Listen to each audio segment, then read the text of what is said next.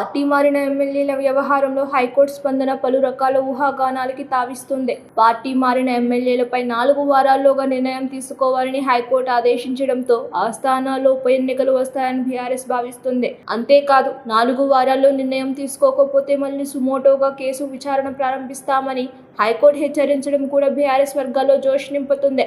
ఈ తీర్పు తర్వాత బీఆర్ఎస్ ఉప ఎన్నికలకు రెడీ అయిపోవాలని భావిస్తుంది. కానీ నిజంగా ఆ పార్టీ ఇప్పుడు ఉప ఎన్నికలు ఎదుర్కొనే పరిస్థితుల్లో ఉందా అంటే బీఆర్ఎస్ నేతలు కూడా ఆలోచించాల్సిన పరిస్థితి కనిపిస్తుంది. బీఆర్ఎస్ క్యాడర్ ఇప్పుడు ఎన్నికల మూడ్లో లేదు. చాలా మంది నేతలు పొలిటికల్ లబ్ధి కోసం ఇతర పార్టీల్లో చేరిపోతున్నారు. ఇప్పటికే సగం మంది క్యాడర్ పక్క చూపులు చూస్తున్నారు. ఇలాంటి సమయంలో బీఆర్ఎస్ పార్టీ ఇటీవల పిలుపునిచ్చిన కొన్ని ఆందోళనను పార్టీ క్యాడర్ పట్టించుకోలేదు. చివరికి కవిత అరెస్ట్ సమయంలో విడుదలైన సందర్భంగా చేయాలనుకున్న కార్యక్రమాలను కూడా చేయలేకపోయారు. అసెంబ్లీ ఎన్నికల్లో పరాజయం, కవిత అరెస్ట్, పార్లమెంట్ ఎన్నికల్లో పలుచోట్ల డిపాజిట్లు కోల్పోవడం వంటివి ఆ పార్టీ క్యాడర్ నైతిక స్థైర్యాన్ని గట్టిగానే దెబ్బతీశాయి. ఇప్పటికే 10 మంది బీఆర్ఎస్ ఎమ్మెల్యేలు పార్టీ మారారు. వారిపై అనర్హత వేటు పడితే ఉప ఎన్నికలు వస్తాయి. మరి ఈ 10 సీట్లలో బీఆర్ఎస్ గట్టిగా పోటీ ఇచ్చే నియోజకవర్గాలు ఎన్ని ఉన్నాయంటే చెప్పడం కష్టం. అధికారంలో లేకపోవడం పెద్ద మైనస్. కాంగ్రెస్ పార్టీకి అధికారం ప్లస్. పైగా బీజేపీ రైజ్లో ఉంది. పార్లమెంట్ ఎన్నికల తర్వాత తామే ప్రతిపక్షమని అంటున్నారు. ఇప్పుడు ఎలాంటి ఉప ఎన్నికలు వచ్చినా బీజేపీ గట్టిగా పోరాడుతుంది. ప్రధాన పోటీ బీజేపీ, కాంగ్రెస్ పార్టీ మధ్యనే ఉండే అవకాశాలు ఉన్నాయి. ఈ విషయం బీఆర్ఎస్ వ్యూహకర్తలకు తెలియనిదేమి కాదు. అయినా ఉప ఎన్నికలకు రెడీ కావాలని క్యాడర్కు పిలుపునిస్తున్నారు.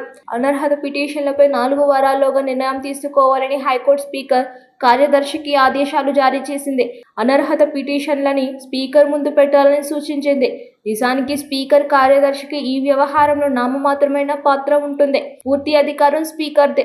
ఫిరాయింపుల నిరోధక చట్టం ప్రకారం తన వద్దకు వచ్చిన అనర్హత పిటిషన్లపై నిర్ణయం తీసుకునే అధికారం స్పీకర్ ఒక్కరిదే ఉంది. ఫలానా సమయంలోపు పరిష్కరించాలన్న రూల్ చట్టంలో లేదు. శాసన అధికారాల్లోకి కోర్టులు కూడా చొరబడలేని న్యాయ నిపుణులు చెబుతున్నారు.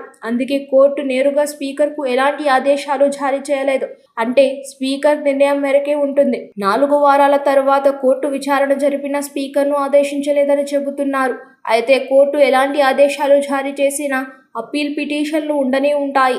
అందుకే ఎమ్మెల్యేలపై అనర్హత అనేది బీఆర్ఎస్ చేస్తున్నంత సులువు అయ్యేది కాదని, కానీ కాంగ్రెస్ అనుకుంటే మాత్రం వచ్చేస్తాయని చెబుతున్నారు. అంతేకాదు కాంగ్రెస్పై పెరుగుతున్న వ్యతిరేకత కలిసి వస్తుంది అని కారు పీఆర్టీ ధీమాగా ఉంది. సబ్స్క్రైబ్ చేయండి. Please do subscribe to. Please like, share and subscribe to top Telugu TV. Top Telugu TV.